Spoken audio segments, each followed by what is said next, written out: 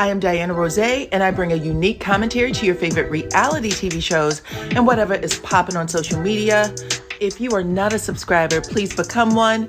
Hit that notification bell too, that way you don't miss any of my videos.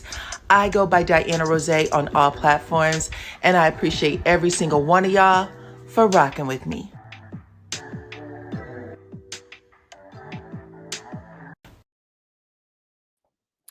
What's up, Supreme Team? Welcome to the channel. It's your girl Dyana Rozay, and we are here to talk about the latest in reality TV news. Starting with Melody Cherie, ex-alum of Love and Marriage Huntsville. Child, y'all remember on that reunion stage back in February, Kimmy tried to get one off and said Melody had a bad botched butt job. Well, somebody tried to slide in Melody's DMs and I guess get one off, thinking that they could, she didn't say anything to Kimmy. Maybe she won't say anything to me. Well, no, not so. Melody definitely has something to say, and I'm going to share it with y'all.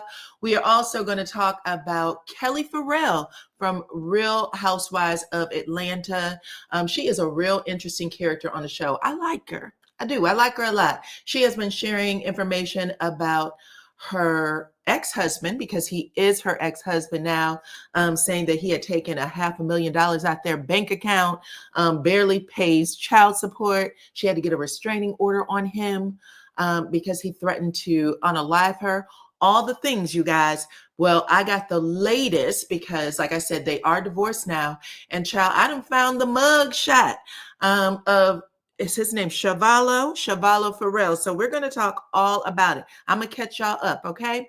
So y'all already know all opinions are alleged, okay? All opinions are alleged, but I am going to back it up. So let's get to it.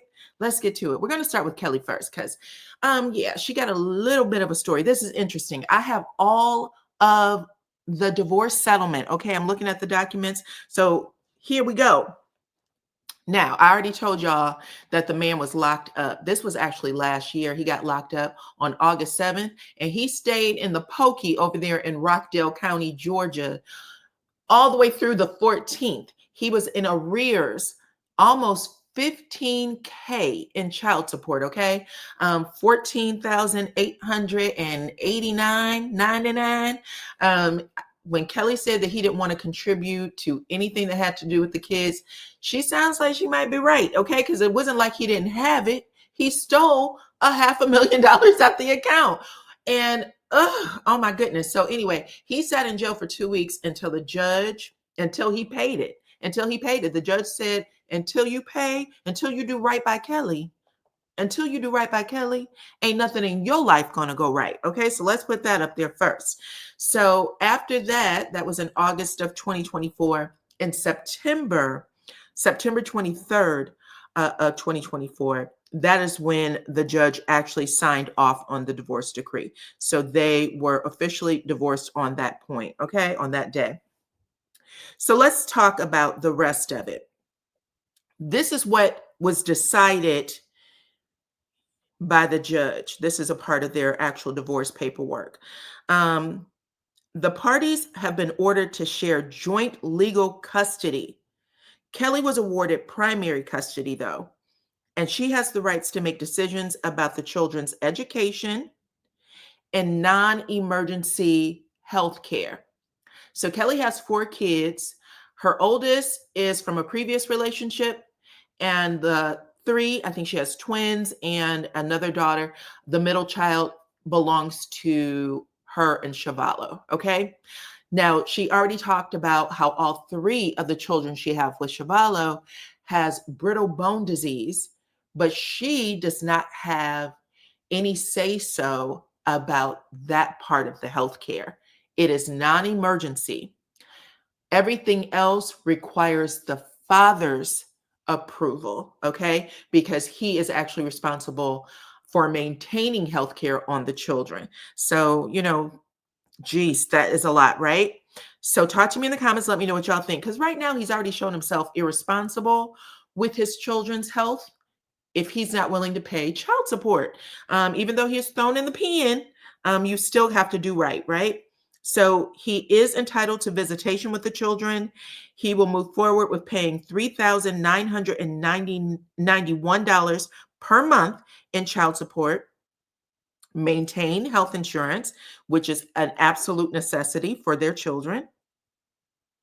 And the court also ordered them to sell her penthouse, which was a marital home, and Kelli was awarded 175,000 from the sale of the home, while 90,000 went to her ex-husband. I'm not sure why he would get anything if he took a half a million, okay? The parties also owned and operated a restaurant together during their marriage. We heard about that on the show, Nana's Chicken and Waffles. And through that business venture, the parties incurred various debts as it relates to the marital debts. The parties guaranteed multiple business loans from various third-party creditors. And during their separation, they defaulted on accrued federal sales tax and Georgia state liabilities stemming from the business operations from 2017 to 2022. The court actually laid out a plan on who would get each debt, and that's how they have to pay it off, basically. So the judge decided who's responsible for what. But the judge did say that Chavallo disposed of approximately $790,000 of marital assets. Now, we heard about the 500 in cash, but he took a whole 290,000 in jewelry, furniture, things like that. Okay? So all those things that he knew was worth, had a value to them, he had took it and disposed of them. Whew. Now, typically, you are ordered to bring those things back, or you're responsible for it in some kind of way. Y'all remember when Kim and Kroy were fighting and Kroy kept calling the police and saying that Kim was taking things out the house that was considered marital property? In this situation, the judge says in the paperwork, even though Chavallo disposed of numerous marital assets, Kelli testified that several of the items were gifts the parties gave to one another during their marriage. I still want my money. I don't know what that means. I still want my money. Kelli was awarded, however, the household furniture, which was worth about $45,000. That's not enough. She was also awarded a 2021 navy blue Cadillac Escalade, a Rolex watch, a diamond necklace, and her wedding ring set. That's it. That's what she received in the settlement. So y'all talk to me in the comments. Let me know what y'all think. We know that Kelli was showing that she was trying to get another restaurant open, and she wants to do all this promotion on the show, which is very, very smart, because you lose a business, you want to make sure you can put it up. People will go, just, tourists will come at that point. But we'll see. Like, prayers to her, because it still sounds like it's not the best situation. I would be afraid for my children to go to my ex-husband, knowing that he might have all that animosity and fury against me. The restraining order appears to still be intact. Y'all talk to me in the comments. Let me know what y'all think about all of this mess. Okay, here is Chavallo's mugshot. He's a big guy. So yeah, talk to me in the comments. Let me know what y'all think. Now let's get to Melody Cherie, okay? Because like I said, one of y'all tried to be slick and tell her about herself. And Melody clearly is in a freedom season. She is free from the show. She is free from telling her business, you know what I'm saying? And people might be just a little too nosy, a little too involved. She is free, or trying to free herself from her ex-husband. And so sometimes people don't understand what that freedom looks like. People want to express themselves, and Melody has been expressing herself over there on her IG for the last couple of weeks. And she's letting people know that she is happy. She is satisfied. She is liking them curves, okay? And her, who is this? Her exercise instructor. Is her name Barbara? I think it's Barbara. Well, Barbara was trying to show or help Melody show off her assets in the form of those biker shorts. And she decided to put some of that cream that Melody sells on her backside. Okay. She was like, listen, Melody got a shelf over here. Anyway, somebody had a problem with the child and they said no. Okay. No, like they were her mother. No, you too classy. Okay.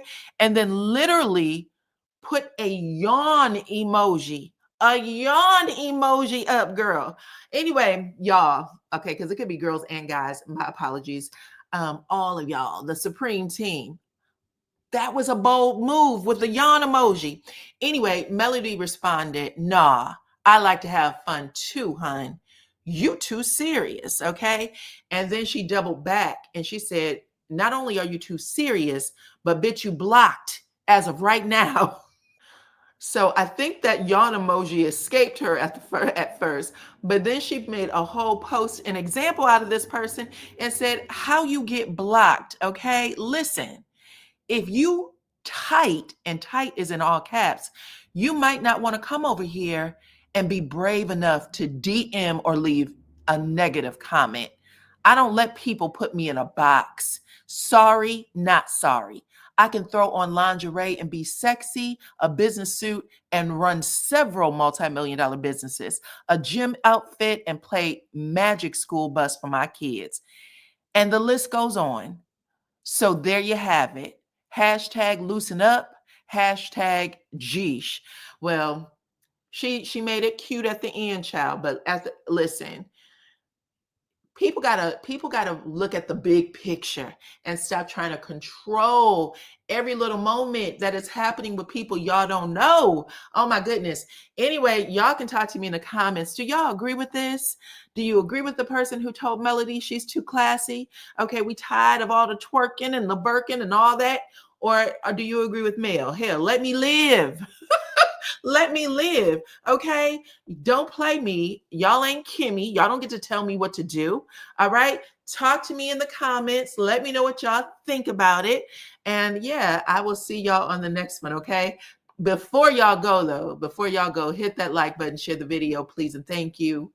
Follow me on all my platforms at DYANAROZAY. I appreciate every single one of y'all for rocking with me, and I'll see you on the next one.